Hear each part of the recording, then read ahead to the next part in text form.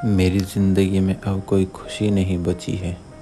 दरअसल मेरे पति मुझे ऐसे समय में छोड़कर चले गए जब मुझे उनकी सबसे ज़्यादा ज़रूरत थी।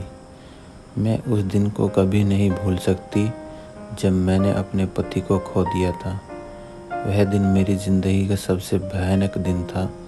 हालांकि मुझे विधवा हुए करीब 1 साल से ज़्यादा हो गया है, लेकिन मैं भी अभी भी इस सदमे से बाहर निकली नहीं हूँ।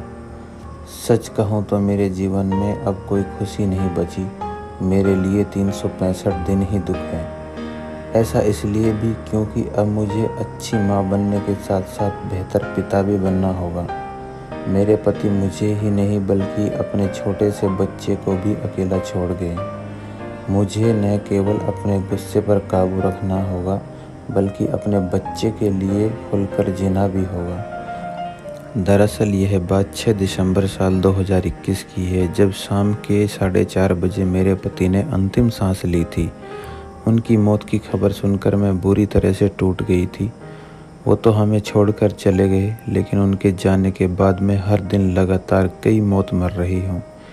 यही नहीं, मेरे लिए इस समय से बाहर निकलना तब ज़्यादा मुश्किल बन गया जब मेरा बच्चा मुझसे पूछता था कि जब पापा भगवान के पास गए हैं तो वह अपना सूटकेस साथ क्यों नहीं ले गए। वह हर बार मुझसे अपने पिता के बारे में सवाल करता था, लेकिन मेरे पास उसकी बातों का कोई जवाब नहीं होता था। मैं आपसे छिपाना नहीं चाहती, मेरा बेटा केवल 2 साल का है। वह अपने पिता के बारे में कुछ भी नहीं जानता है। हालांकि इसके बाद भी उसने मुझे मेरे दुख से बाहर निकालने में मदद की है।